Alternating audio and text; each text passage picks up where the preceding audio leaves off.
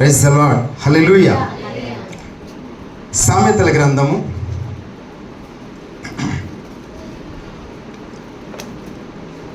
45 నిమిషాలంటే నాకు చాలా తక్కువ సమయం. 1:15 నిమిషాలు వాక్యం చెప్తాను నేను. అందుకనే మా సంఘంలో మా అయ్యగారు 2-3 సార్లు చెప్పి ఇంకా నాకు చెప్పడం మానేశారు. 45 నిమిషాలు చెప్పండి అంటే నాకు గంటకు తగ్గట్లేదు, చెప్పడం మానేశారు. మంచిది. సామెతల గ్రంథం 12వ అధ్యాయము 22వ వచనాన్ని మనం చదువుకుందాం. సామెతల గ్రంథం 12:22, పేజీ నెంబర్ 540. చదవండి. అబద్ధమాడు పెదవులు యెహోవాకు హేయములు, సత్యవర్తనులు ఆయనకి ఇష్టం. ఎంత అద్భుతమైన మాట కదా. మన శరీరంలో అవయవాలన్నిటిలో ఉన్నాయి, కానీ పెదవులకు ఒక ప్రత్యేకమైన గుర్తింపు. ఎందుకనంటే పెదవులకు కలిసి మాట్లాడాలి. పెదవులకు కలవకుండా మాట్లాడలేము. ప్రభువు అనాలంటే పెదవులకు కలవాలి కదా. ప్రభువా అనాలంటే పెదవులకు కలవాలి, కలవకుండా మాట్లాడలేము. మనం ఏ మాట మాట్లాడినా పెదవుల గుండానే రావాలి కదా. ఇంత బోధ మీకు జరగాలి, నాకు జరగాలి, మనందరికీ జరగాలంటే పెదవులకు కలవాలి. పెదవులకు కలవకుండా మనం ఏం చేయలేం. ఇక పెదవుల విషయానికి వస్తే, స్త్రీలను మనం తీసుకుంటే దానికి లిప్స్టిక్లు పూసి శీతాకాలం పగిలిపోకుండా వెంటనే వ్యాధులని రకరకాలుగా రాసి చాలా భద్రపరుచుకొని చాలా చక్కగా కాపాడుకుంటారు. పెదవులు అందంగా ఉండాలని. ఇక సెలబ్రిటీల దగ్గరికి వెళ్తే వాళ్ళ లిప్స్టిక్ వేసి చాలా అందంగా చూసుకుంటారు కదా. పెదవులు చాలా ప్రాముఖ్యమైనది. క్రీస్తు సంఘములో ప్రతి అవయవము ప్రాముఖ్యమైనది. కానీ దేవుడు పెదవుల కోసం కొన్ని సంగతులు మాట్లాడుతున్నాడు. ఎందుకని పెదవులను ప్రత్యేకంగా కోట్ చేశాడు అనే విషయాన్ని ఉదయకాలం మనం నేర్చుకుందాం. నేను మీరు అందరం కలిసి నేర్చుకుందాం. ఏమని చెప్తాడంటే దేవుడు, అబద్ధమాడు పెదవులు అంటే నిజము ఆ పెదవులు చెప్పాలి. అబద్ధమాడాలంటే ఆ పెదవులతో ప్రతి మాట మనం పలకాల్సిందే. ప్రభువా నేను పిలవాలి, స్తుతించాలి, ఆరాధించాలి, గణపరచాలి, హెచ్చించాలి, కీర్తించాలి, మహిమపరచాలి, నీతి ఆయన రాజ్యమును ప్రకటించాలంటే పెదవులు మనకు చాలా ప్రాముఖ్యమైనది. ఓ పెదవు నాకు తీసేయండి, కుదురుద్దా? ఓ పెదవు తీసేసి చూడండి. యాక్సిడెంట్లో పెదవులు పోయినందుకు అంతే సంగతి కదా. మాట రాదు. ప్రతి అవయవం చాలా ప్రాముఖ్యమైనది కాబట్టి పెదవులు చాలా ప్రాముఖ్యమైనవి. అయితే ప్రభు ఏమంటాడంటే, అబద్ధమాడు పెదవులు యెహోవాకు హేయములని చెప్తాడు. మన పెదవులు ఎలా ఉన్నాయి, ఎలా ఉండకూడదు, ఏమని దేవుని కోరుకుంటున్నాడు దేవుడు అనే కొన్ని సంగతులు మనము జ్ఞాపకం చేసుకుందాం. 18వ అధ్యాయం సామెతల గ్రంథం 18వ అధ్యాయం. ఈ మాట మనం చదువుకుందామా ఒకసారమ్మా? సామెతల గ్రంథము 18వ అధ్యాయము 7వ వచనాన్ని మనం చదువుకుందాం.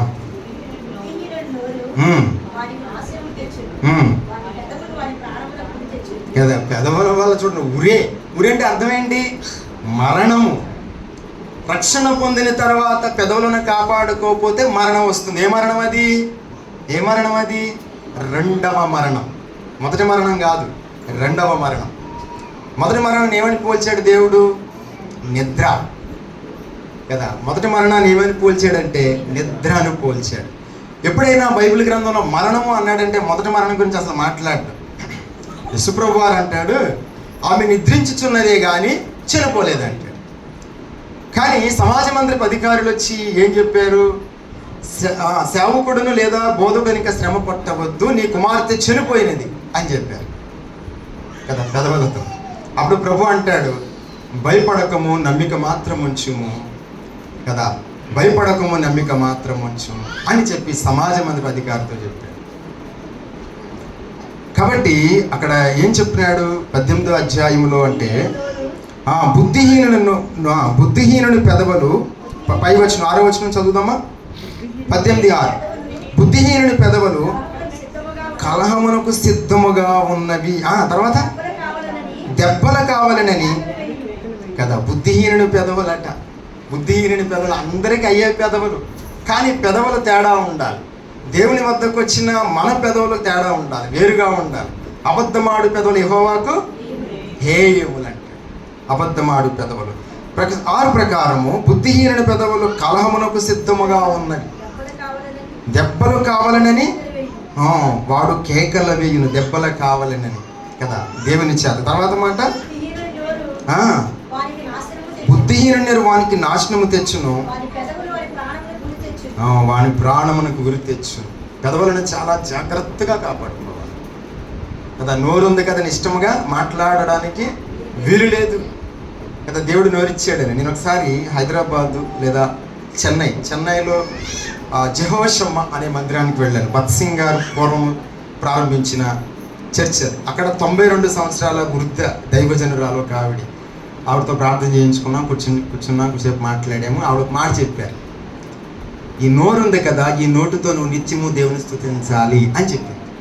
ఈ చేతులతో దేవుని కొరకు పనిచేయాలి, ఈ కాళ్ళు దేవుని కొరకు పనిచేయాలి. 92 సంవత్సరాల వృద్ధురాలు ఆవిడ అన్నారు, ఎప్పటికీ నా పనులు నేనే చేసుకుంటున్నానని చెప్పారు. యెహోవా యందు భయభక్తులు కలిగి ఉండుట దీర్ఘాయువునకు కారణము. యెహోవా యందు భయభక్తులు కలిగి ఉండుట దీర్ఘాయువునకు కారణం. ఎంత భయభక్తులు కలిగి ఉందో ఆ తల్లి. మానవుని ఆయుష్ 70 సంవత్సరాలు, అధిక బలం ఉన్న ఏడాది 80 సంవత్సరములు. 92 సంవత్సరాల వృద్ధురాలు కుర్చీలో కూర్చుని మా కోసం ప్రార్థన చేసి మాకు దేవుని మాటలు చెప్పింది. చెన్నై జెహోషమ్మ మందిరంలో 1941 సంవత్సరంలో భత్ సింగ్ గారు ప్రారంభించిన పరిచర్య. అక్కడ ఆ తల్లిని ప్రార్థన చేయించుకున్నాం. ఆమె అన్నారు, మేమందరం ఒక 10 మంది మా ఫ్యామిలీ మెంబర్స్ వెళ్ళాం, పాట పాడండి అని చెప్పారు. మాకు స్తుతియు ఘనత మహిమా నీకే యుగ యుగముల వరకు, ఎంతో నమదగిన దేవా, ఎంతో నమదగిన దేవా కదా. పాట పాడమని చెప్పారు. మా దైవజనులు ఒకసారి మంచం మీద ఉన్నారు.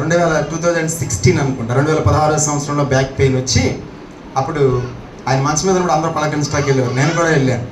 అప్పుడు మా దైవజనులు కూడా పాట పాడమన్నారు. పాట పాడారు కదా. పాటలు పాడితే ఏం జరుగుతుంది? స్వస్థత కలుగుతుంది. అది తర్వాత మాట. పాటలు పాడడం ద్వారా స్వస్థత, రోగాలు ఎగిరిపోతాయి, దెయ్యాలు పారిపోతాయి, దురాత్మలు పారిపోతాయి కదా. సౌలు మీదకి దురాత్మ వచ్చినప్పుడు దావీదు ఏం చేశాడు? కదా, దెయ్యాలు పారిపోతే. పాటలు బాగా పాడుకోవాలి మనం కదా. దేవుని కొరకు పాడాలి, మహిమ కొరకు పాడాలి, పాటలు బాగా పాడాలి. ఆ తల్లి పాట పాడమన్నారు. సరే, 7వ వచనం ప్రకారం బుద్ధిహీన నోరు వానికి నాశనము తెచ్చిన వాని పెదవులు వాని ప్రాణం గురి తెచ్చిన అంటాడు. తర్వాత మనం ఇంకా కొన్ని మాటలు జ్ఞాపకం చేసుకుంటే 24వ అధ్యాయము సామెతల గ్రంథం 24వ అధ్యాయము 26వ వచనం ప్రకారం, సామెతలు 24:26 ప్రకారం, సరైన మాటతో ప్రత్యుత్తరం ఇచ్చుట. అబ్బా, ఎంత అద్భుతంగా చెప్పాడు. పెదవులతో ముద్దు ఎలా ఉంటుంది కదా. ముద్దులు చాలా ఉన్నాయి. భార్యాభర్తలు కానీ పక్కన పెట్టేస్తే, తల్లి బిడ్డకు పెట్టే ముద్దులు కదా. ముద్దులు చాలా ముద్దులు ఉన్నాయి. కానీ ఆ ముద్దులు మనం పెట్టక్కర్లా. క్రైస్తవుడు మాట ఎలా ఉండాలంటే, నేను సరిగా సమాధానం చేస్తే ప్రత్యుత్తరం ఇచ్చేట ముద్దు పెట్టుకున్నట్టు ఉంటుందట. బైబిల్ ప్రకారం ముద్దు అంటే తప్పు కాదు. ముద్దు అంటే ఏంటో మీకు నిరూపిస్తాను, రుజువుపరుస్తాను. ముద్దు ఎలా ఉంటుంది కదా. యేసుక్రీస్తు నాథుని యొక్క ముద్దు ఎలా ఉంటుందో, ముద్దు గురించి ఆయన ఎందుకు మాట్లాడాడు కదా. ఎంత అద్భుతంగా చెప్పాడు. ఎవరు? ప్రవక్త, జ్ఞాని సొలొమోను ఏమని చెప్తాడంటే, సామెతలు 24:26 ప్రకారం, సరైన మాటలతో ప్రత్యుత్తరం ఇచ్చుట పెదవులతో ముద్దు పెట్టుకున్నట్టు ఉండట. ఎంత అద్భుతంగా చెప్పాడు. ముద్దు పెట్టుకున్నట్టు ఉంటుందంట. అందుకే చాలా క్రైస్తవుడు చాలా జాగ్రత్తగా మాట్లాడాలి. తియ్యగా చక్కగా ఉందనుకో. చిన్నపిల్లలు వచ్చి ముద్దు పెడితే ఎలా ఉంటుంది? ఎంత బాగుంటుంది ఆ ముద్దు మనకి కదా. అమ్మమ్మకి, తాతయ్యకి, తండ్రికి, తల్లికి, మామయ్యకి, అత్తలకి ముద్దులు పెడితే, ఇరిగింటి వారికి, పక్కింటి వారికి, పొరుగింటి వారికి ముద్దులు పెడితే చిన్న చిన్న పిల్లల మంచి పెదవులకు ఎలా ఉంటుంది? అలా ఉండాలని కోరుతున్నాడు. మీరు మార్పు నుండి బిడ్డల వంటి వారైతే తప్ప దేవుని రాజ్యములో ప్రవేశింపలేరని మీతో నిశ్చయముగా చెప్పుచున్నా. అలా ఉండాలని కోరుకుంటున్నాడు మన పెదవులు కదా. మన పెదవులు అలా ఉండాలని దేవుడు కోరుకుంటున్నాడు. కాబట్టి క్రైస్తవుడు, సేవకురాలు, విశ్వాసులు, సమస్త జనులు, దేవుని ప్రజలు, దేవుని స్తుతించేవారు సరిగా ప్రత్యుత్తరం ఇచ్చుట ఎలా ఉండాలి అంటే కదా. అక్కడ చెప్తాడు. ఏమని చెప్పాడు? 26వ వచనం ప్రకారం, సరైన మాటలతో ప్రత్యుత్తరం ఇచ్చుట పెదవులతో మిద్దు పెట్టుకున్నట్లుగా ఉండుని అంటాడు. ఎంత అద్భుతమైన మాట కదా. సరే, మంచిది, అలా ఉండాలని దేవుడు కోరుకుంటున్నాడు. దేవుడు కొన్ని మాటలు మనం ఎలా ఉండాలనేది మనం జ్ఞాపకం చేసుకుంటాం. తర్వాత కీర్తనల గ్రంథం, కీర్తనలో కొన్ని మాటలు జ్ఞాపకం చేసుకుంటాం. కీర్తనల గ్రంథము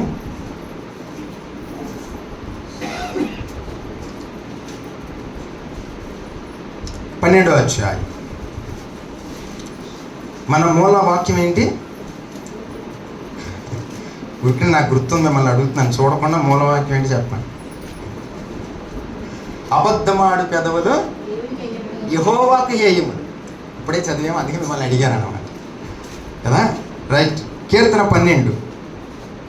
12వ కీర్తన 2వ వచనం ప్రకారం, అందరూ ఒకరితో ఒకరు అబద్ధములాడుదురు, మోసకరమైన మనసు గలవారై ఇచ్చికుములాడు పెదవులతో పలుకుదురు కదా. ఇలా ఉండకూడదు. అబద్ధములాడు పెదవులు యెహోవాకు హేయములు.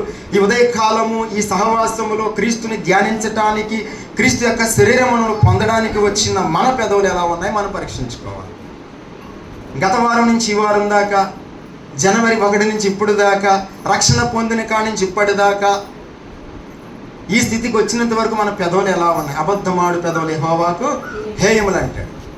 మన పెదవులు ఎలా ఉన్నాయో, మన పెదవుల గురించి దేవుడు మాట్లాడితే, ఎందుకని మాట్లాడితే పెదవులతో నేను ప్రభువా ప్రభు అంటాను. కాబట్టి ప్రభువా ప్రభు అని పిలిచి ప్రతివాడు పరలోక రాజ్యములో ప్రవేశించడు. ఎందుకంటే పెదవులను కాపాడుకోడు కనుక.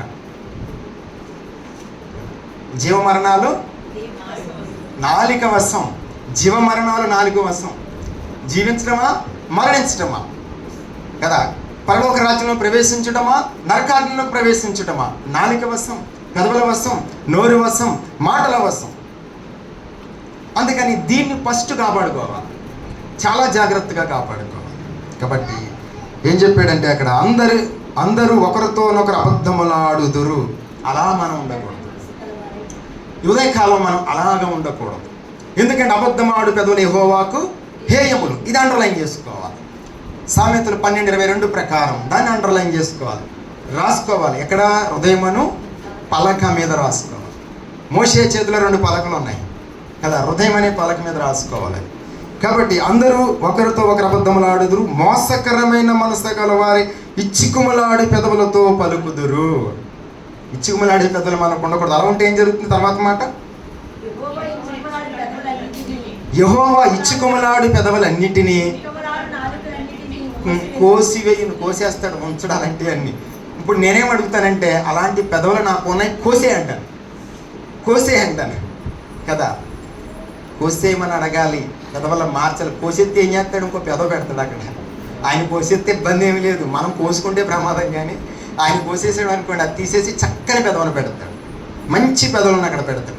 దావీదుకున్న పెదవులు తీసుకొచ్చి మనకు తగిలిస్తాడు కదా. దావీదుకున్న పెదవులు తీసుకొచ్చి మనకి తగిలిస్తాడు, మంచిది కదా, అది ఆశీర్వాదము కదా. యోబుకున్న పెదవులు తీసుకొచ్చి మనకు పెడతాడు. ఎందుకని? యెహోవా ఇచ్చును. ఎలాగంటాడు? మూర్ఖురాలు మాట్లాడుతున్నట్టుగా నువ్వు మాట్లాడుతున్నావు అని అంటాడు. ఎవరు? యోబు తన భార్యతో అంటాడు అనమాట. ఎంత జాగ్రత్తగా మాట్లాడతాడు. మూర్ఖురాలా అని చెప్పొచ్చు, మనమైతే నువ్వు మూర్ఖురాలు అని చెప్తాం. ఆయన అలా కాదు, చాలా జాగ్రత్తగా మాట్లాడుతున్నాడు, పెదవులతో చాలా అద్భుతంగా మాట్లాడుతాడు. ఎంత అద్భుతమైన మాటలు యోబు. కాబట్టి ఇక్కడ యెహోవా ఏమంటాడంటే, యెహోవా ఇచ్చుకుమలాడు పెదవులన్నిటినీ, బెంకమలాడు నాలుకలన్నిటినీ కోసివేయును అని చెప్పబడింది. తర్వాత మాట,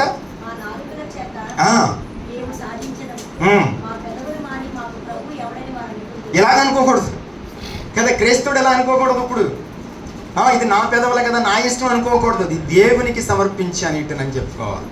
దేవుని కొరకు ప్రతిష్ఠించబడిన పెదవులు ఇవి. ఆదివారం వస్తే దేవుని సన్నిధికి వెళ్ళాలి, ఉదయకాలం దేవుని సన్నిధిలో, సాయంకాలం దేవుని సన్నిధిలో, మధ్యాహ్న కాలం దేవుని సన్నిధిలో, కష్టం వస్తే దేవుని సన్నిధిలో, సంతోషం వస్తే దేవుని సన్నిధిలో, నిత్యము ప్రభువా ప్రభువా స్తుతి స్తుతి స్తుతి అని చెప్పే పెదవులు, నోరు, నాలిక ఎలా పడితే అలా ఉండడానికి వీలు లేదు. సమర్పించాం, జీవితాన్ని సమర్పించాం, శరీరాన్ని ప్రాణాత్మ దేహములను సమర్పించాం, ప్రతి పెదవులను సమర్పించుకున్నాం ఆయనకి. ఈ పెదవులు మనమే కాదు, ఇష్టానుసారంగా మాట్లాడకూడదు. నేను, మీరు, మనందరము.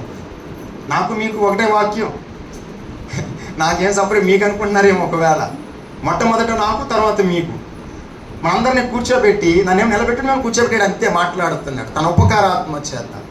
అర్థమైందా? కాబట్టి ఒకవేళ నేను మీకు అనుకున్నాను అనుకో, నన్ను మొత్తానికే కోసేస్తాడు కదా.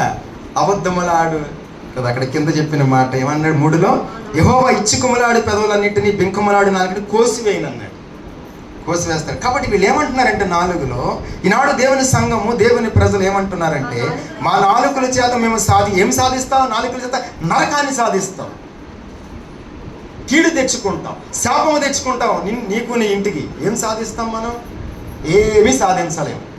నేనేం బోధిస్తాను? ఏమీ బోధించు, నాకు ఏమీ అర్థం కాదు. సమస్తము ఆయనే చేయాలి. నా వల్ల ఏమవుతుంది? ఎవరి వల్ల ఏమవుతుంది? ఎవరు ఏమీ చేయలేరు. బోధించేవాడు ఎవరికి, బోధకులను ఎవరికి పేరు పెట్టవద్దు అంటాడు. బోధకులను ఎవరికి పేరు, గురువులను ఎవరికి పేరు పెట్టవద్దు అంటాడు. గురువులు ఎవరు ఉండరు, బోధకులు ఎవరు ఉండరు, అన్నీ ఆయనే. యేసు ప్రభు వారి అన్నీ కూడా సమస్తం ఆయనే. కాబట్టి ప్రియులారా, 4వ వచనం ఏమంటే మా నాలుకల చేత మేము సాధించదము, మా పెదవులు మావి, మాకు ప్రభు ఎవడని వారు అనుకుందురు. అలా మనం అనుకోకూడదు. ఎవరు వారు? తప్పిపోయిన వారు. ఎవరు వారు? యెహోవాను విశ్వసించేవారు, యేసుక్రీస్తుని విశ్వసించేవారు, ధర్మశాస్త్రాన్ని తోసేసిన వారు, దేవుని వాక్యం సరిగా విననివారు, దేవుని మాట అంగీకరించిన వారు, దేవుని సన్నిధికి వచ్చి చెవులు మూసుకున్నవారు. దేవుని సన్నిధిలో ఎలా ఉండాలి? చెవులు పెద్దవి చేసుకోవాలి. చెవులు పెద్ద పెద్ద చెవులు చేసుకోవాలి. నీ కన్నులకు నిద్ర అయినను, నీ కనురెప్పలకు కునుకుపాటైనను రానివ్వకూడదు. నీ కన్నులకు నిద్ర అయినను, నీ కనురెప్పలకు కునుకుపాటైన రానియకుమంటాడు సామెతల గ్రంథం 6వ అధ్యాయంలో దైవజనుడైన సొలొమోను. అలా ఉండకూడదు. మనం చాలా మెలకువగా ఉండాలి. ప్రభు అంటాడు, నేను మీతో చెప్పుచున్నది అందరితోనూ చెప్పుచున్నాను, మెలకువగా ఉండుడని చెప్పాను. అందరితో చెప్తాడు మెలకువగా ఉండమని. నిద్రపోతే ఏమవుతుంది? మాటలు ఎగిరిపోతాయి. దేవుని మాటలు ఎగిరిపోతాయి కనుక. కాబట్టి చాలా అద్భుతమైన మాట అక్కడ చెప్పాడు. ఇంకా మనం కొన్ని మాటలు మనం జ్ఞాపకం చేసుకుంటే చూడండి, ఇదే కీర్తనల గ్రంథము. కీర్తనలో కొన్ని మాటలు రాయబడి ఉంటాయి. ఆ మాటలన్నీ చూపించి ముందుకి మిమ్మల్ని తీసుకువెడతాను.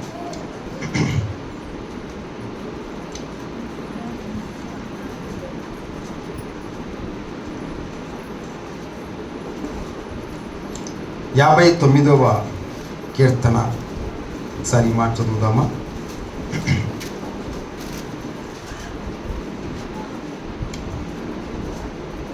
లేదా దానికి పూర్వము 55వ కీర్తన. దానికి పూర్వము 55వ కీర్తన 21వ వచనం. వారి నోటి మాటలు వెన్నవలే మృదువుగానున్నవి, అయితే వారి హృదయంలో కలహమున్నది. వారి మాటలు చమురు కంటే నునుపైనవి, అయితే అవి వరదీసిన కత్తులే. కథలోండి వచ్చే మాటలు ఎలా ఉన్నాయి? వరదీసిన కత్తులట. కత్తుల్లాగా ఉన్నాయి కదా. ఎలా ఉండాలి? అలా ఉండకూడదు, మృదువుగా ఉండాలి. క్రీస్తువుని మాట చాలా మృదువుగా ఎలా ఉండాలన్నాడు? ముద్దు పెట్టుకున్నట్లుగా ఉండాలన్నాడు ఇందాక కదా. సరైన ప్రత్యుత్తరం ఇచ్చుట ముద్దు పెట్టుకున్నట్లుగా ఉండునంటాడు. అలా ఉండాలి. ముద్దు పెట్టుకున్నాడు, మాట్లాడితే ముద్దు పెట్టుకున్నట్టు ఉండాలి. ముద్దు పెడితే ఎంత చక్కగా హాయిగా ఉంటుందో అలా ఉండాలంటాడు మాట దేవుడు. కాబట్టి ఏమంటాడంటే 21వ వచనం ప్రకారం, 55:21వ వచనం ప్రకారం, వారి నోటి మాటలు వెన్నవలే మృదువుగానున్నవి, అయితే వారి హృదయములో కలహం ఉన్నది. వారి మాటలు చమురు కంటే నునుపైనవి, అయితే అవి వరదీసిన కత్తులే. వరదీసిన కత్తులే. కాబట్టి అలా ఉండకూడదని దేవుని వాక్యం మనకు తెలియజేస్తుంది. ఆ విధముగా ఓకే రైట్. ఆ విధంగా మనం అనుకోండి. తర్వాత 64వ కీర్తన కూడా ఒక మాట చెప్పబడుతుంది. 64వ కీర్తన 3వ వచనం ప్రకారం మనం చదివినట్లయితే, ఒకడు కత్తికి పదును పెట్టినట్లు వారు తమ నాలుకలకు పదును పెట్టెదరు కదా. ఎలాగ చూడండి, ఎంత అద్భుతంగా చెప్తున్నాడు ఇక్కడ. ఒకడు కత్తికి పదును పెట్టినట్లు వారు తమ నాలుకలకు పదును పెట్టెదరు. మాటలు ఉంటాయి కదా. అందుకనే మాటలు చాలా జాగ్రత్తగా ఉండాలి. సొలొమోను అన్నాడు, నీ దేవుని మందిరం వెళ్ళినప్పుడు కదా నీ నోటిని కాచుకోమన్నాడు. ఎందుకనగా దేవుడు ఆకాశం మందు ఉన్నాడు, నువ్వు భూమి మీద ఉన్నావు. కాబట్టి నీ మాటలు కొద్దిగా ఉండవాలని అన్నాడు, కొంచెముగా ఉండవాలని అంటాడు. దేవుని సన్నిధికి వెళ్ళినప్పుడు చాలా జాగ్రత్తగా ఉండాలి. దేవుని సన్నిధికి ఇక్కడికి రావడమే కాదు, ఇంట్లో దేవుని సన్నిధి ఏర్పాటు చేసుకుంటాం. ఎందుకు వెళ్తాం? దేవుని సన్నిధికి ప్రార్థించడానికి వెళ్తాం. ఎందుకు వెళ్తామంటే బ్రతిమలాడుకోవడానికి వెళ్తాం. ఎందుకు వెళ్తామంటే స్తుతించడానికి వెళ్తాం. ఎందుకు వెళ్తామంటే చెప్పుకోవడానికి వెళ్తాం. ఎందుకు వచ్చింది? వ్యాధి వచ్చింది తగ్గించు అని చెప్పడానికి వెళ్తాం. కష్టం వచ్చింది తగ్గించు, తీసేయని చెప్పడానికి వెళ్తాం. ఎందుకు వెళ్తాం దేవుని సన్నిధికి? దేవుని సన్నిధి అంటే ఇక్కడ కూడిన సంఘం గురించే చెప్పట్లా, నీ గృహంలో నువ్వు ఏర్పాటు చేసుకున్న ఆ సన్నిధి గురించి చెప్తున్నాడు. నీ హృదయంలో నువ్వు ఏర్పాటు చేసుకున్న దాని గురించి చెప్తున్నాడు. దేవుని సన్నిధికి వెళ్ళినప్పుడు చాలా జాగ్రత్తగా ఉండాలి. ఇష్టానుసారంగా మాట్లాడడానికి మనం త్వరపడకూడదు అని చెప్తాడు 64వ కీర్తన ప్రకారం కదా. ఇంకా మనం కొన్ని మాటలు జ్ఞాపకం చేస్తే మన మాటలు ఎలా ఉండకూడదో కొన్ని మాటలు జ్ఞాపకం చేసుకుందాం. చూడండి, పేతురు రాసిన పత్రికలో ఒక మాట చెప్తాడు కదా దైవజనుడు. ఆ మాట కూడా చదువుకుందాం. కొన్ని మాటలు చూసుకుని మనం తర్వాత బలలోనికి వెళదాం. అనుకున్న సమయానికి ముగించడానికి ప్రయత్నం చేస్తాం. 3:10 మొదటి పేతురు 3:10 జీవమును ప్రేమించి మంచి దినములు చూడగోరువాడు చెడ్డదానిని పలకకుండా తన నాలుకను, అక్కడికి ఒక మాట అలా చదివి తర్వాత మాట వచ్చేసరికి కపటపు మాటలు చెప్పకుండా తన పెదవులను కాచుకొనవలెను అంటాడు కదా. కపటపు మాటలు చెప్పకుండా పెదవులను కాసుకోవాలంటాడు. దేన్ని ప్రేమించి? జీవమును ప్రేమించి. క్రీస్తు ఏమన్నాడంటే, నేనే మార్గమును సత్యమును జీవమునై ఉన్నాను. జీవాన్ని ప్రేమిస్తే, క్రీస్తుని ప్రేమిస్తే, యెహోవాని ప్రేమిస్తే, ప్రభువును ప్రేమిస్తే, ధర్మశాస్త్రాన్ని ప్రేమిస్తే, దేవుని యొక్క ఆజ్ఞలను కట్టడలను ప్రేమించినట్లయితే జీవమును ప్రేమించాలి. జీవాన్ని ప్రేమించాలి. ఆయన జీవనంలో ప్రవహిస్తుంది, ప్రేమించాలి. కాబట్టి మనం కాసుకోవాలని చెప్తాడు. మొదటి పేతురు 3:10 ప్రకారం జీవమును ప్రేమించి మంచి దినములు చూడగోరువాడు. మంచి దినములు చూడాలి కదా. ఎందుకంటే ముందున్నవన్నీ ఏ దినాలు? చెడ్డ దినాలు. మరణం తర్వాత వచ్చేవి చెడ్డ దినాలు అవుతాయి. మంచి దినాలు చూడాలి మనం. ఒక వ్యక్తి క్రీస్తు నమ్ముకుని సరిగా జీవించకపోతే నరకాగ్ని గుండానికి వెళ్ళిపోతాడు కదా. ఎందుకంటే ప్రభువా ప్రభువుని పిలిచి ప్రతివాడు పరలోక రాజ్యంలో ప్రవేశించడం అని చెప్పాడు. కాబట్టి నమ్ముకున్న వారందరూ అక్కడికి వెళతారా? కాదు, జీవించిన వారే వెళతారు. ఎవరైతే కాపాడుకుంటూ వచ్చారో. అందుకే దావీదు భక్తిహీనులు నా ఎదుట ఉన్నప్పుడు నా నోటికి చిక్కము ఉంచుకున్నానండి. నోటిని కాచుకున్నాడు దావీదు. చాలా జాగ్రత్తగా కాచుకున్నాడు తన నోటిని, తన పెదవులని కూడా దావీదు చాలా జాగ్రత్తగా కాసుకున్నాడు. ఇప్పుడు మనం కూడా కాసుకోవాలి. ఎందుకని? పరిశుద్ధుడైన ఆ శరీరం మన మధ్యన ఉంది కనుక, ఈ పెదవుల ద్వారా, ఈ నోటి ద్వారా శరీరాన్ని మనం భుజించాలి కనుక ఎలా మడతలో ఉండకూడదు కదా. కాబట్టి అక్కడ చెప్పబడిన మాట, జీవమును ప్రేమించి మంచి దినములు చూడగోరువాడు చెడ్డదానిని పలకకుండా తన నాలుకను అంటే అక్కడికి ఒక మాట, నాలుకను చాలా జాగ్రత్తగా కాపాడుకోవాలి. తర్వాత మాట, కపటపు మాటలు చెప్పకుండా తన పెదవులను కాచుకునవలను అంటే కపటపు మాటలు చెప్పడానికి కపటముగా మనం ప్రవర్తింపకూడదు. మన మాటలు కపటపు మాటలుగా ఉండకూడదు కదా. పౌలు అంటాడు, కపట సహోదరుల వలన నేను ఇబ్బందుల్లో ఉన్నానంటాడు. కపట సహోదరుల వలన ఇబ్బందుల్లో ఉన్నాడు. కపట సహోదరులాగా కపటపు మాటలు మనం చెప్పకూడదు. మనం చాలా జాగ్రత్తగా దేవుని వాక్యాన్ని మనం నేర్చుకోవాలి. సరే, మరొక సందర్భంలో మనం చూద్దాం. యేసు ప్రభు వారి యొక్క పెదవులు ఎలా ఉన్నాయో మనం చూద్దాం. కొన్ని మాటలు మనం చూసి తర్వాత మనం వద్దాం. యేసు ప్రభు వారి పెదవులు ఎలా ఉన్నాయో చూద్దాం. కీర్తన గ్రంథం కదా. యేసు ప్రభు వారి యొక్క పెదవులు ఎలా ఉన్నాయో మనం చూద్దాం. కీర్తనల గ్రంథం 42వ కీర్తన లేదా 45వ కీర్తన. కీర్తన 45వ కీర్తన 2వ వచనం. నరుల కంటే నీవు అతి సుందరుడివై ఉన్నావు.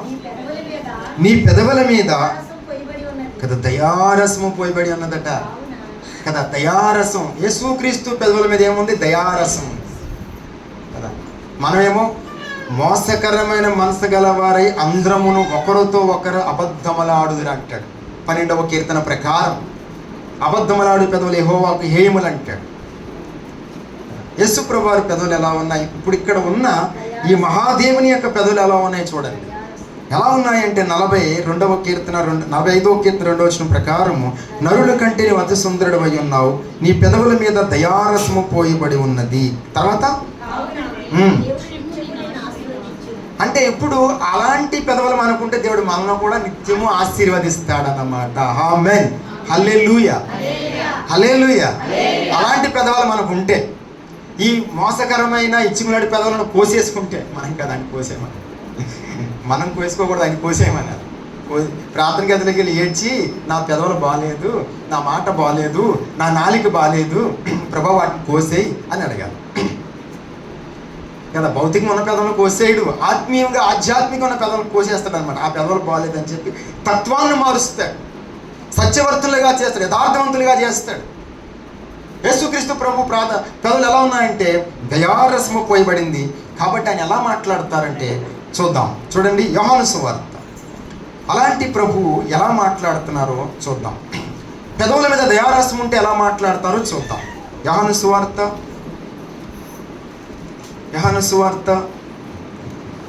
7వ అధ్యాయము. యోహాను సువార్త 7వ అధ్యాయం 45వ వచనం కానించి. యోహాను సువార్త 7:45 కానించి. ఆ బంట్రవంతులు ప్రధాన యాజకుల యొద్దకును పరిసెలి యొద్దకు వచ్చినప్పుడు వారు ఎందుకు మీరు ఆయనను తీసుకుని రాలేదని అడుగగా ఆ బంట్రవంతులు ఆ మనుష్యుడు మాట్లాడునట్లు ఎవడును ఎన్నడను మాట్లాడలేదనిరి. సృష్టి పుట్టినది మొదలుకుని, మానవ జాతి పుట్టినది మొదలుకుని ఆయన మాట్లాడినట్లుగా ఎవ్వరూ మాట్లాడలేదట. ఎంత అద్భుతంగా మాట్లాడి ఉంటాడు. ఇప్పుడు దీన్ని మీరు ఎక్కడ అప్లై చేస్తారు? సామెతలు 24-26కి అప్లై చేయాలి. సరైన ప్రత్యుత్తరం ఇచ్చుట పెదవులతో ముద్దు పెట్టుకున్నట్లుగా ఉందని అన్నాడు. దీన్ని ఎక్కడికి అప్లై చేస్తారంటే, ఎక్కడ దీన్ని తీసుకొచ్చి కలుపుకుంటారంటే ఈ రెండు ఒకసారి రాసుకోవాలి. యోహాను సువార్త 7వ అధ్యాయము 45వ వచనాన్ని తీసుకెళ్ళి సామెతల గ్రంథము 24-26కి జతపరచాలి. 26 ఇక్కడ ఏమంటే సామెతలు యోహాను సువార్త 7:46ను తీసుకెళ్ళి కదా. ఒకసారి నేను చెప్తానమ్మా. యోహాను సువార్త 7వ అధ్యాయము 46వ వచనం, ఆ బంట్రవంతులు ఆ మనుషుడు మాట్లాడినట్లు ఎవడను ఎన్నడను మాట్లాడలేదని. ఇప్పుడు సామెతలు 24-26 చదవండి, తీసుకోండి, ఇది ఇలాగే పెట్టి కదా. ఎక్కడికి వెళ్ళాలో చూద్దాం. సామెతలు 24-26 స్పీడ్గా. మా సంఘంలో అయితే ఈపాటికి 10 మంది తీసి చదివేస్తా ఉందరు. ఒకళ్ళు చదవాలని మేము కోరుకున్నాం. మామూలు చదువుదామంటే చదవని మరి అక్కడ మాకు కదా. అసలు ఇక్కడ వచనం కూడా చెప్పరు. మా అయ్య గారు ఆల్రెడీ తీసి చదివేస్తూ ఉంటారు. అక్కడ ప్రత్యుత్తరం ఇచ్చుట ఎంత అద్భుతం కదా. దాన్ని మనం దీన్ని కలుపుకోవాలి. యేసుప్రభు ఎంత బాగా ప్రత్యుత్తరం ఇస్తున్నారు వాళ్ళకి, ఎంత అద్భుతంగా మాట్లాడి ఉంటారు. లేకపోతే వాళ్ళు నిజంగా ఇంతమందితోనే మాట్లాడేనే కదా. దొంగలతో, చోరులతో, నరహంతులతో, అధికారులతో, రాజులతో, జ్ఞానులతో, పరిసరులతో, శాస్త్రులతో, సద్దేకులతో, బోధకులతో అందరితోనూ మాట్లాడటం కానీ ఎప్పుడు ఈ మనుషుడు మాట్లాడినట్టు ఎవ్వడూ మాట్లాడలేదట. ఎంత అద్భుతం కదా. ఆయన పెదవులు ఎలా ఉన్నాయి? నువ్వు నరుల కంటే అతి సుందరుడు, నీ పెదవుల మీద దయారసము పోయబడి ఉన్నది. ఆ రసం ఉంటే అలాంటి మాటలు వస్తాయి. కదా. అరుణ్ ఒకసారి రాసుకోండి. సామెతలు 24-26ను పట్టుకొచ్చి యోహాను సువార్త 7:46 దగ్గర రాసుకోండి. ఆ బంట్రవంతులు ఆ మనుషుడు మాట్లాడినట్లు ఎవడును ఎన్నడను మాట్లాడలేదని. ఈ రెండు ఒకసారి రాసుకోండి కదా. ఎప్పుడు మాట్లాడలేదట.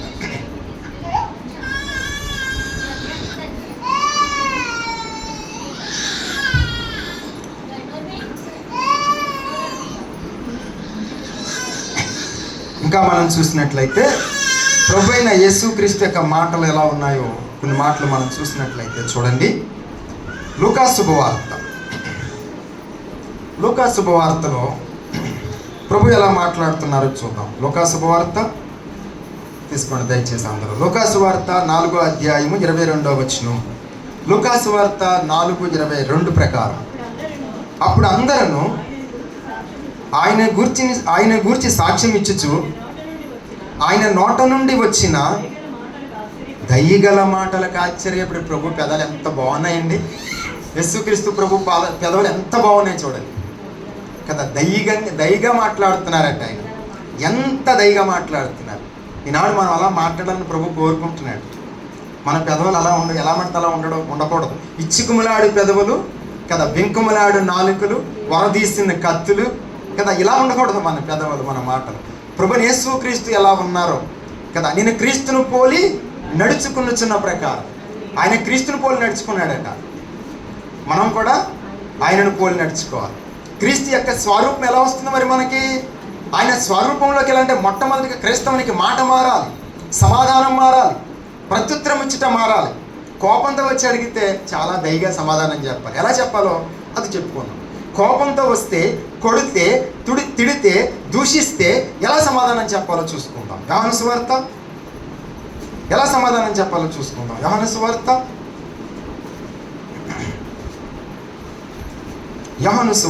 18వ అధ్యాయం. యోహాను సువార్త 18వ అధ్యాయము 22వ వచనం కాదు. యోహాను సువార్త 18:22. ఆయన ఈ మాటలు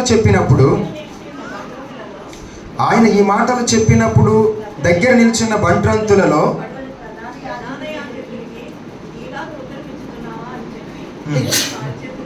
చూడండి, మాట మళ్ళీ చదువుతారు. 22వ వచనము.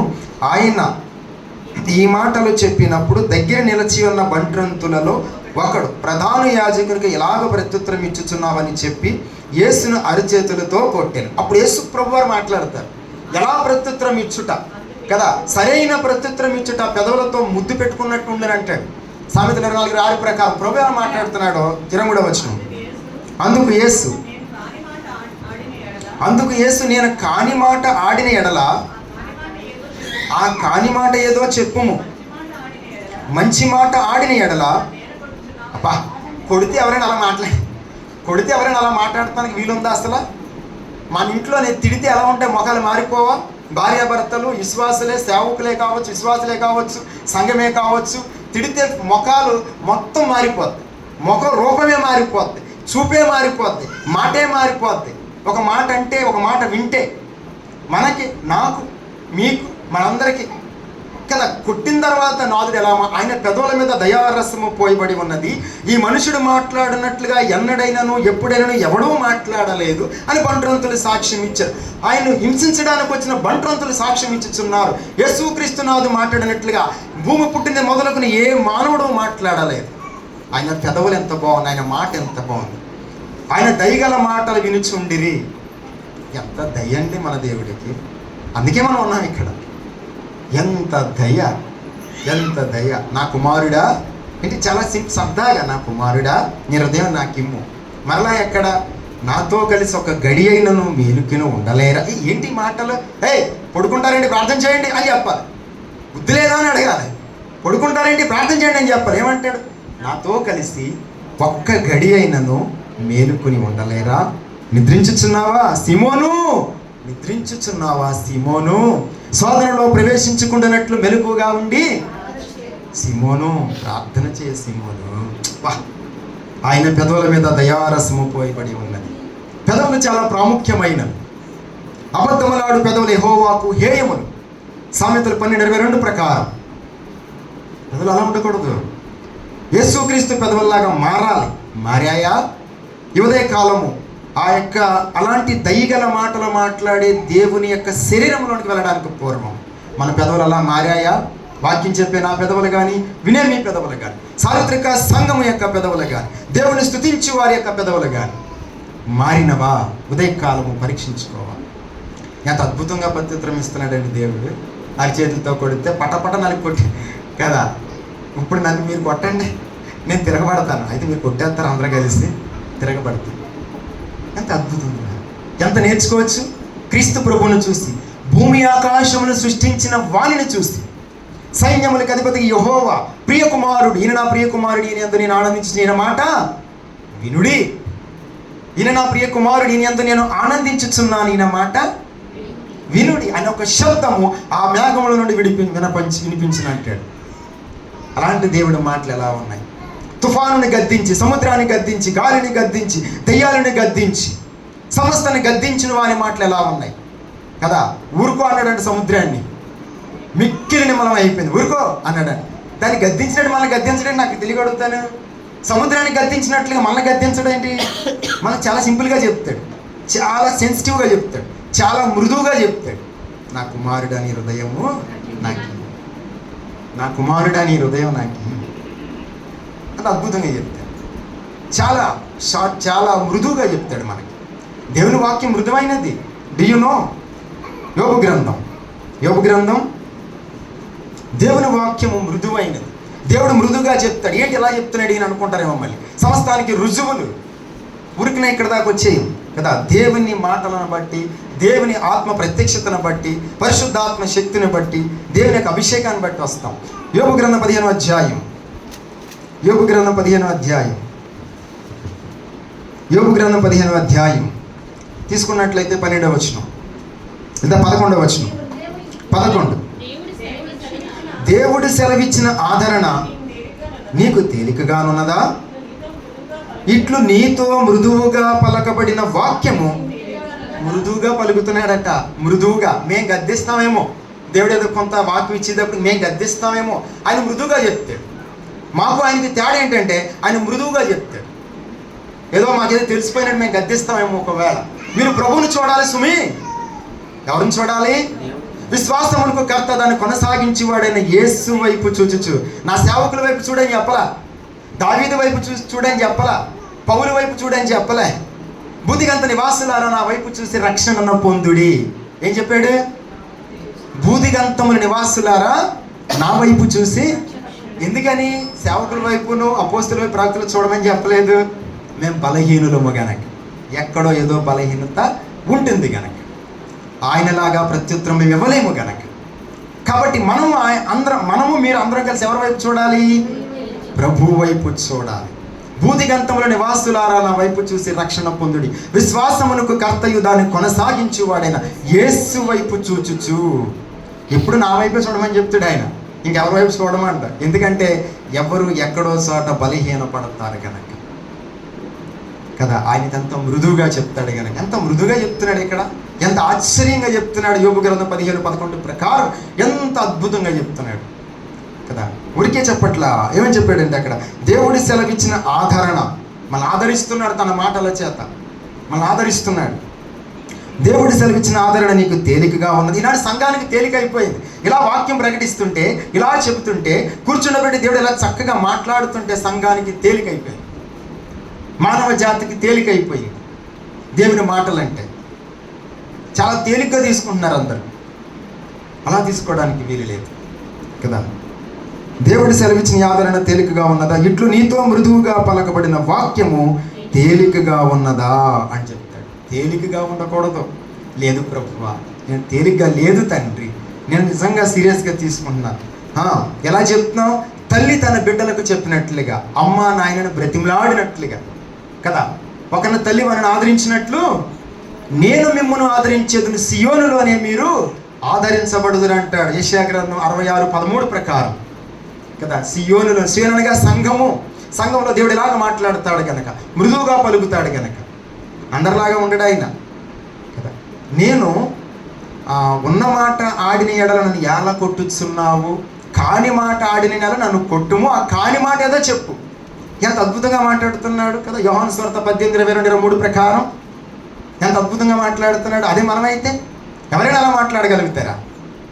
ఎంత మృదువుగా మాట్లాడుతారు. సరిగా ప్రత్యుత్తరం ఇచ్చుట ముద్దు పెట్టుకున్నట్లు ఉండినట్ట. యేసుప్రభు వారు మాట్లాడితే అలా ఉండేది ఆ దినాల్లో.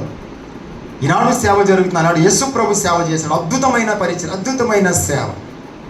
33.5 సంవత్సరాలు 3.5 సంవత్సరాలు సేవ చేశాడు యేసుక్రీస్తు ప్రభు వారు. యోర్దాను నదిలో యోహాను ద్వారా బాప్తిస్మము తీసుకుని ఎంత అద్భుతంగా మాట్లాడుతూ ఎవరికి ఎలా ప్రత్యుత్తరం ఇవ్వాలో. ఈ మనుషుడు మాట్లాడినట్లుగా ఎన్నడను ఎవడను మాట్లాడలేదు. ఆయన దయగల పెదల నుండి వచ్చే మాటలు వారు వినుచుండిరి, సాక్ష్యం ఇచ్చుచుండిరి అంటాడు. లూకా సువార్త 4:22 ప్రకారం దయగల మాటలు. ఆయన పెదల మీద దయారసము పోయబడి ఉన్నది. అద్భుతమైన దేవుని దయగల మాటలు. ఈ దయగల మాటలు మనం నేర్చుకోవాలి. ఇలాగ మనం జీవించాలి. మన మాటలు ఎలా ఉండాలి? యేసు ప్రభువును మనం మాదిరిగా పెట్టుకోవాలి. ఆయననే మాదిరిగా పెట్టుకోవాలి. దినదినము మార్పు చెందాలి. క్రీస్తు స్వరూపం అనేది ఏర్పడాలి. దేవునికి కలిగిన ఆ మాట, అదయ అదంతా కూడా మనలో ఉండాలి. అంటాడు కదా, నేను సాత్వికుడును దీన మనసు గలవాడును గనక నా కాడి మీ పైన వేసుకుని మీ భారము నా పైన వేసి నా యొద్ద నేర్చుకునుడి. నేను సాత్వికుడును దీన మనసు గలవాడను. దీన మనసు ఆయనది. ఆయన మాటలు చాలా దీనంగా, చాలా అద్భుతంగా ఉంటాయి. ఆయన వలే మారిపోవాలి, నేర్చుకోవాలి. ఎంతో అద్భుతంగా చెప్తాడు కదా. కరెక్ట్. ఇంకా మనం కొన్ని మాటలు జ్ఞాపకం చేసుకుంటే సామెతల గ్రంథము ఇంకొక 2-3 మాటలు. నాకు ఇచ్చిన టైము అయిపోతున్నట్టుంది. అప్పుడే ఎంత టైం అయిపోయింది? నేను ఇప్పుడే చెప్పాను 10 నిమిషాలు పోగంట అయినట్టుంది నాకు. ఇప్పుడు ఎంత అయిపోయిందండి. సరే, సామెతల గ్రంథం 23వ అధ్యాయం. సామెతల గ్రంథం 23వ అధ్యాయంలో నుంచి ఈ మాట మనం చదువుతామండి. 23వ అధ్యాయం సామెతల గ్రంథము 16వ వచనం.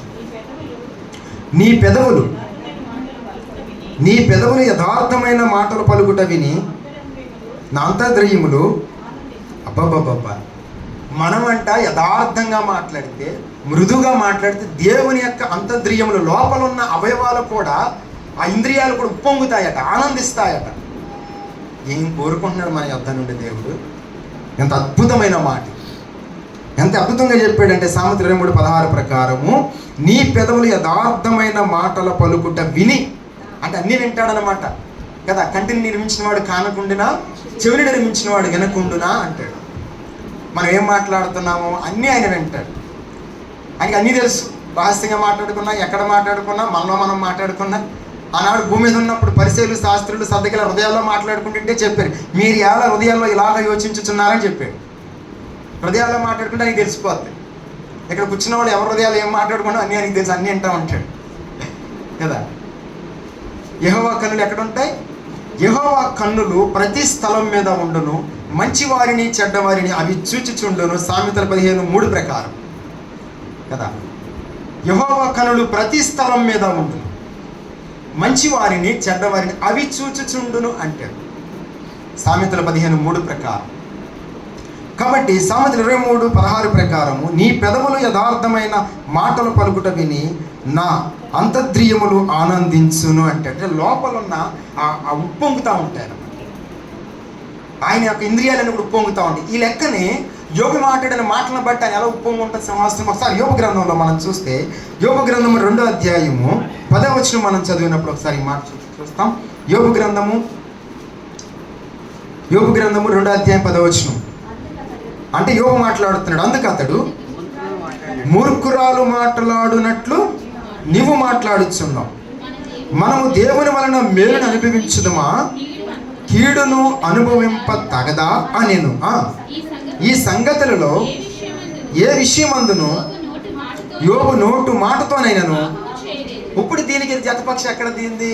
సామెతలు 23:16. దీని జత ఇక్కడ పెట్టాలి. యోబు ఇలా మాట్లాడదాన్ని బట్టి దేవుని యొక్క లోపల ఇంద్రియాలు ఏమైపోతాయి? ఉప్పొంగిపోతా ఉంటాయి. ఆహా, నా సేవకుడు, నా భక్తుడు ఎలా మాట్లాడుతుంది. భయంకరమైన శ్రమలో, శోధనలో, ఇబ్బందులు, అప్పటికే భయంకరమైన శ్రమలో ఉన్నారు. అలాంటి స్థితిలో మన మాటలు ఎలా ఉంటాయి? అలాంటి స్థితిలో కదా, అలాంటి స్థితిలో అక్కడ కరెంటు పోయి ఉడికొచ్చేసి కదా, కరెంటు పోయి ఉడికొచ్చి చెమటలు కారిపోతే ఎలా ఉంటుంది మన మాట? జరగమ్మ గమ్ముని అడ్డంగా నిలబడి కదా. అక్కడ యోబు సంగతి పక్కన పెట్టండి. ఇక్కడ ఇరుగ్గా ఉంది, తొలిపేసేసి కరెంటు పోయి ఉడికొచ్చేస్తున్నాను, తప్పుకోమా ఎంతసేపు అడ్డంగా నిలబడి. ఒక్కసారి ఆలోచించి అన్ని ఉదాహరణ ఎగ్జాంపుల్గా చెప్తున్నాను. అప్పుడు మన మాట ఎలా ఉంటుంది? యోబు ఆ సంగతులు ఆ టైంలో ఎలా మాట్లాడుతున్నాడు అంటే, సామెతల 23:16 నెరవేరాలి అంటే యోబు గ్రంథం 2:10 నెరవేరాలి. యోబు గ్రంథం 2 అప్పుడు ఎలా ఉన్నాడు? ఎలాంటి స్థితిలో ఉన్నాడు? అయిపోయింది, మొత్తం అయిపోయింది. ఇక అసలు తన భార్య కూడా చూడలేని స్థితిలోకి వెళ్ళిపోయాడు ఇక కదా. ఒళ్ళంతా కూడా చిలపేనులతో గోక్కుంటున్నాడు, చూడరహస్యంగా ధైర్యపోయాడు. అలాంటి స్థితిలో సమాధానం ఎలా ఉంది? ఇప్పుడు ఇక్కడ కరెంటు పోయి ఇరుకులో ఈ తొలుపులు గిలుపులు వేసేస్తే నేనే మైగడి ఒప్పుకోమా అడ్డంగా నిలబడ్డాను కదా. దేవుడు ఎంత బాధపడతాడు సింహాసనంలో ఉండి. నా వాక్యం చెప్పిన నీవు ఎలా మాట్లాడుతున్నావా? ప్రియ సోదరుడా, సోదరి, ఉదయ కాలం లేదా ఈ మధ్యాహ్న కాల సమయంలో నన్ను బట్టి నీ బట్టి ప్రభు ఎంత బాధపడతాడు. ఆ సమయంలో అన్నా, అక్క, కొంచెం ఒకసారి పక్క తొప్పుకుంటావా ఏంటి? కొంచెం పక్క తొప్పుకుంటావా అంటే ఎలా ఉంటుంది? జరుగా అంటే ఎలా ఉంటుంది? ఎంత తేడా ఉంది రెండింటికి, ఎంత తేడా ఉంది. సింహాసనంలో మార్పు వచ్చేది అక్కడ కదా. అక్కడ చాలా దుఃఖపడతాడు. ఒక సేవకుడు చెప్పాడు, యోబుని బట్టట దేవుడు సింహాసనం నుండి లేచి డ్యాన్స్ చేసి ఉంటాడట. ఏమని చెప్పాడు? యోబు గ్రంథం 1వ అధ్యాయం కదా. యోబు గ్రంథం 1వ అధ్యాయం 21వ వచనం ప్రకారం, యోబు గ్రంథం 1వ అధ్యాయం 21వ వచనం ప్రకారం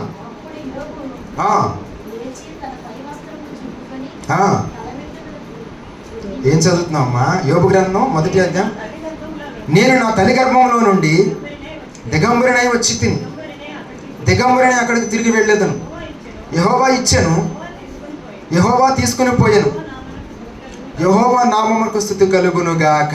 ఎంత అద్భుతం ఈ మాటను బట్టి. ఇప్పుడు సామెతలు 23వ అధ్యాయము 16వ వచనం నెరవేరిపోద్ది అక్కడ. నీ పెదవుల యథార్థమైన మాటల పలుకుట విని నా అంతర్ద్రియములు ఆనందించు. అంటే ఉప్పొంగిపోతాయి అన్నాడు లోపల అవయవాలు దేవునికి, యేసుక్రీస్తు ప్రభువుకి.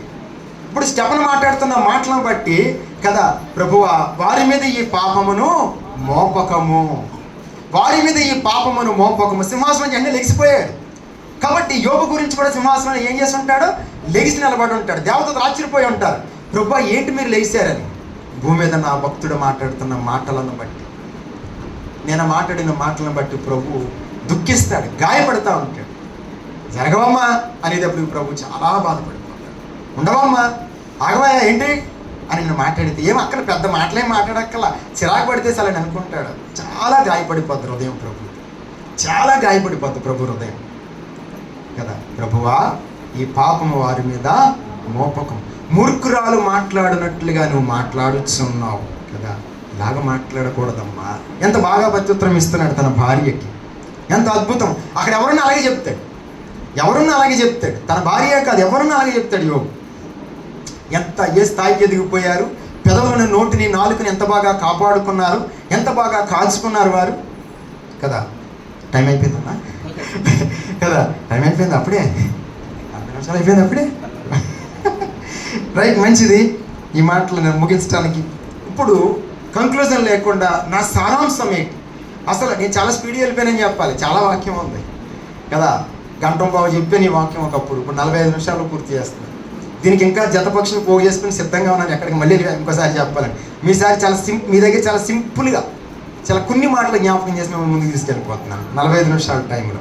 కాబట్టి కంక్లూజన్ లేకుండా ఎందుకు మనం పెదవులను కాపాడుకోవాలి, అసలు ఏమిటి సంగతి. యేసుక్రీస్తు ప్రభువారు ఆయన పెదవులు ఎలాగ ఉన్నాయి, భక్తుల యొక్క పెదవులు ఎలా ఉన్నాయి అని మనం చూస్తున్నప్పుడు యోబును చూసాం, దావీదును కూడా చూడవచ్చు, కానీ నాకు సమయం లేదు కనుక నేను ముందుకు వెళ్ళిపోతాను, టైం అయిపోయింది. ఒకసారి చూద్దాం హోషేయ గ్రంథం. నేను సమయాన్ని మళ్ళీ నాకు అన్న సమయం ఇచ్చారు సారథి గారు, ఆ సమయాన్ని మళ్ళీ పాడు చేయకూడదు కాబట్టి భోజనాలు కూడా ఉన్నట్టున్నాయి కదా. చూద్దాం, చూడండి హోషేయ గ్రంథం పేజీ నెంబర్ 750 751. ఇది దానియేలు గ్రంథం తర్వాత ఉంటుంది.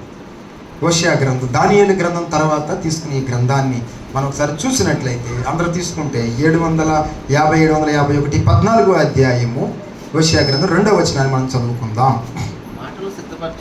మాటలు సిద్ధపరచుకుని యెహోవా యొద్దకు తిరుగుడి.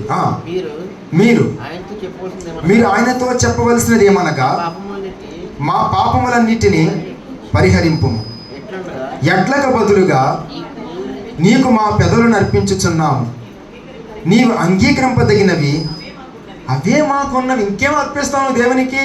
నీ వెండి, నీ బంగారము, నీ డబ్బు, ఏది కావాలో దేవుడికి మనం ఏమిస్తే ఆయన తీసుకుంటాడు.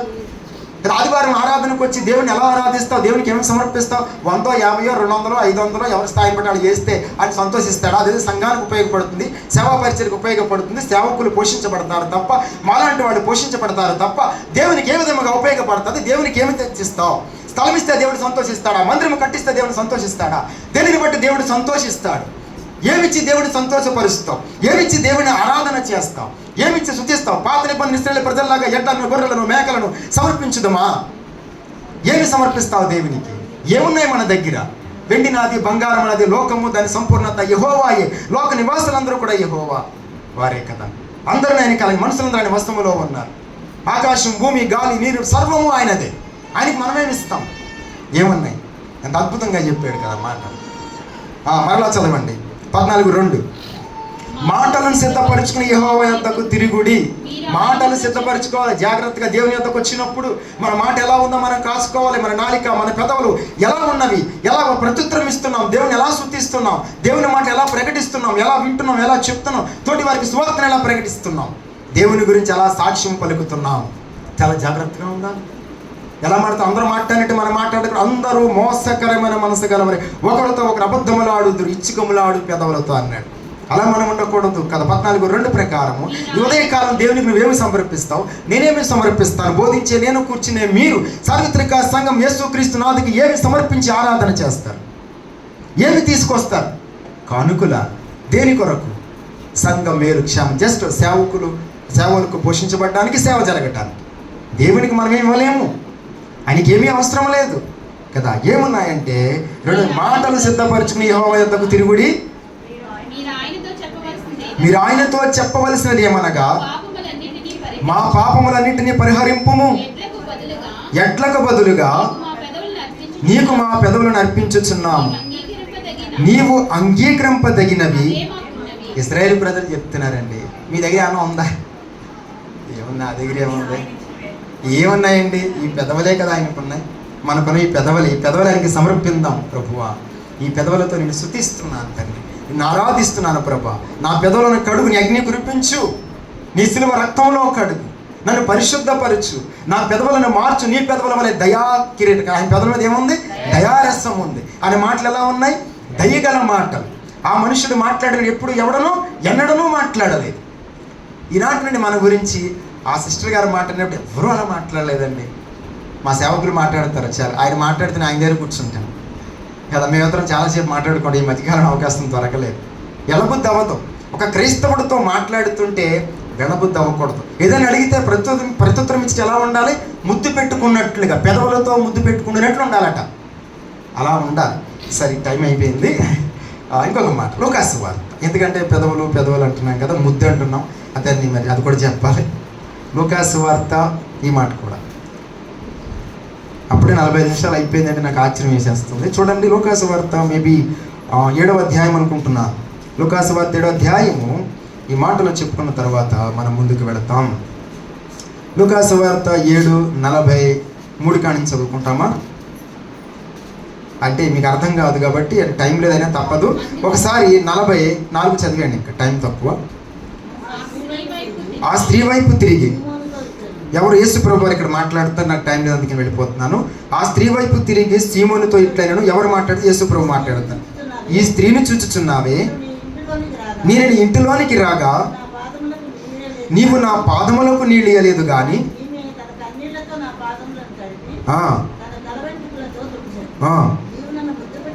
నీవు నన్ను ముద్దు పెట్టుకొనలేదు కానీ నేను లోపలికి వచ్చినప్పటి నుండి ఈమె నా పాదముల ముద్దు పెట్టుకునుట మానలేదబ్బా. సరైన ప్రత్యుత్తరం ఇచ్చుట, పెదవులతో ముద్దు పెట్టుకున్నట్టుండునట. ప్రభు పాదాలు ముద్దాడాలి. నువ్వు అంగీకరించదగినవి అవే మాకున్నవి పెదవులు. ఈ పెదవులతో దేవుని పాదాలకు ముద్దు పెట్టాలి మనము. ఆమె అంట ఇంట్లోకి వచ్చినప్పుడు అంటే ఏం చేసింది ఆమె? అక్కడ చక్కని మాట చెప్పాడు, నేను ఒకసారి చదివి ముగిస్తాను. ఆ స్త్రీ వైపు తిరిగి, సీమోను నీ ఇంట్లోనికి రాగా కదా, ఈ స్త్రీని చూచుచున్నావే, నేను నీ ఇంటిలోనికి రాగా నీవు నా పాదములకు నీళ్ళు ఇయ్యలేదు. యేసుక్రీస్తు ప్రభువును అంగీకరించిన తర్వాత, అనగా హృదయం ఇంటిలోకి ప్రభు వచ్చిన తర్వాత ప్రభుకు నీళ్ళు ఇచ్చామా? చెంబుతో నీళ్ళు ఇచ్చడం ఏంటి? మర్యాద. మన ఇంటి గెస్టులు వస్తే ఏం చేస్తాం? అతిథులు వస్తే చెంబుతో నీళ్లు ముంచి ఆయనకి ఇచ్చి, అయ్యా కాళ్ళు కడుక్కోండి, ఇలా రండి, ఇక్కడ కూర్చోండి అని ఆయనకి మర్యాద చేస్తాం. ఇల్లు అనగా ప్రభు హృదయంలోకి వచ్చిన తర్వాత కన్నీళ్లతో ప్రభు పాదాలకు కడగాలి. అదే నీళ్ళు ఇవ్వట. ఇచ్చామా మనం? ప్రభుకి కన్నీళ్ళు ఇక్కడ పాదాలకు కడుగుట, చెంబుతో నీళ్ళు ఇచ్చట, ఇదంతా కూడా లోకంలో జరుగుతున్న ఈ ఆచారాన్ని ప్రభు నేర్పించడం, ఆధ్యాత్మికంగా నేర్పిస్తున్నాడు కదా. ఏమంటున్నాడు? సీమోను నీ ఇంట్లోనికి రాగా నువ్వు నాకు నీళ్ళు ఇవ్వలేదు. ఒక నీ ఉదయకాలం లేదు, మధ్యాహ్న కాలం మనం ఎవరైనా నీళ్ళు ఇచ్చేమో లేదో, ప్రభుకు నీళ్ళు ఇవ్వాలి. ఆ స్త్రీ ఏం చేసిందంటే అక్కడ ఎంతో అద్భుతంగా 44, ఆ స్త్రీ వైపు తిరిగి సీమోను తిట్లనను, ఈ స్త్రీని చూచుచున్నావే, నీ ఇంటిలోనికి రాగా నీవు నా పాదములకు నీళ్ళు ఇయ్యలేదు కానీ ఈమె తన కన్నీళ్లతో నా పాదములను తడిపి తన తల వెంట్రుకలతో తుడిచెను. నీవు నన్ను ముద్దు పెట్టుకొనలేదు కానీ నేను లోపలికి వచ్చినప్పటి నుండి ఈమె నా పాదములను ముద్దు పెట్టుకునట మానలేదు. ఎంత అద్భుతం! ఆమె పెదవులతో ముద్దు పెట్టుకుంటుంది కాబట్టి పెదవులు ఇప్పుడు ఏమైనాయి? చాలా ప్రాముఖ్యమైనవి. అందుకే మన పెదవులను కాపాడుకోవాలి. అర్థమైంది? ఈ పెదవులతో ప్రభు పాదాలని ముద్దు పెట్టాలి. ఇప్పుడు ఇది అయిపోయిన తర్వాత ఆరాధనలో ప్రభుకు సాగిలిపడి కన్నీరు కార్చి పెదవులతో ప్రభుకు ముద్దు పెట్టాలి కదా. ప్రభు మన ఇంట్లోనికి వచ్చాడండి, ప్రభుకు నీళ్ళు ఇవ్వాలి అనగా కన్నీళ్ళతో ప్రభు పాదాలకు కడగాలి. ఈ పెదవులతో ప్రభు యొక్క పాదాలు ముద్దాడాలి. అప్పుడు ఆయన ఆశీర్వదిస్తాడు, ఎంతగానో ఆశీర్వదిస్తాడు కదా. మన ప్రభు ఎంతో గొప్పవాడు. నిజంగా ఇలాంటి ప్రభువును ప్రకటించినందుకు నేను చాలా సంతోషిస్తున్నాను. మంచిది, ముగించుకుందాం. ఒకసారి 48 కూడా చదివేంటి. లూకా 7:48, నీ పాపములు క్షమింపబడి ఉన్నవి అని ఆమెతో అనెను. కదా, నీ పాపం. తర్వాత 47వ వచనం కూడా, ఆమె విస్తారముగా ప్రేమించిన కనుక ఆమె యొక్క విస్తారమైన పాపములు క్షమింపబడని నీతో చెప్పుచున్నాను. ఎవను కొంచెముగా క్షమింపబడునో వాడు కొంచెముగా ప్రేమించునని చెప్పి అంటాడు కదా. ఎవరు కొంచెంగా ప్రేమిస్తే అంత మాత్రమే ఉంటుంది.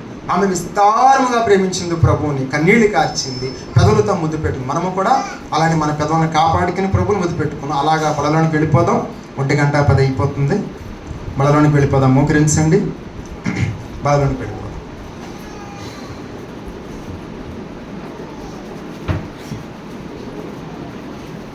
పిల్లలందరూ లోపలికి చెక్కరా,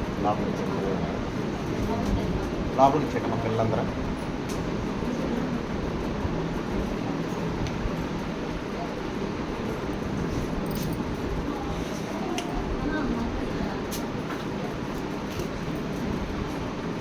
ఇదిగో నీ కుమారుడు అని, ఇదిగో నీ తల్లి అని దేవుని క్రీస్తు